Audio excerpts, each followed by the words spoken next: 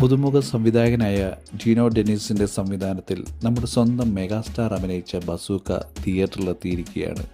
എനിക്ക് തോന്നുന്നത് സംവിധായകന് മമ്മൂക്കയെ ഫാഷനബിൾ സ്റ്റൈലിഷ് രീതിയിൽ ഫാൻസിന് മുന്നിൽ അവതരിപ്പിക്കാൻ താല്പര്യമുണ്ടായിരുന്നെന്ന് തോന്നുന്നു. അതിനായി അദ്ദേഹം ധാരാളം സ്ലോ മോഷൻ ഷോട്ടുകളും ക്ലോസപ്പുകളും ഒപ്പം മമ്മൂട്ടിയെ ഗ്ലാമറസ് ആക്കുന്ന സീനുകളും ചേർത്തിട്ടുണ്ട്. എന്നാൽ ഇതൊക്കെ ചെയ്യുമ്പോൾ യഥാർത്ഥ കഥാപാത്രത്തിൻ്റെ ആഴവും ലോജിക്കും എല്ലാം പോയി. ഇതിലെനിക്ക് കുറച്ച് പ്രശ്നം തോന്നിയത് പോലീസ് അന്വേഷണത്തിൽ നിരവധി ലോജിക്കിൻ്റെ പിഴവുകളുണ്ട്. ഡയലോഗ്സ് നമുക്ക് സുഖമുള്ളതായിട്ടൊന്നും തോന്നുന്നില്ല. അതോടൊപ്പം തന്നെ കഥാപാത്രങ്ങളുടെ ഡെവലപ്മെൻറ്റ് പൂർണ്ണമായും മിസ് ചെയ്തിരിക്കുന്നു.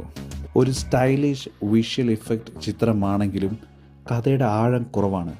മമ്മൂട്ടിയുടെ സ്ക്രീൻ പ്രസൻസ്, BGM, സിനിമാറ്റോഗ്രാഫി എന്നിവ ചിത്രത്തെ മികച്ചതാക്കാൻ ശ്രമിക്കുന്നുണ്ടെങ്കിലും ലോജിക്കും കഥാഘടനയും ഈ ചിത്രത്തെ ഒട്ടും ബലപ്പെടുത്താതെ പോയിരിക്കുന്നു.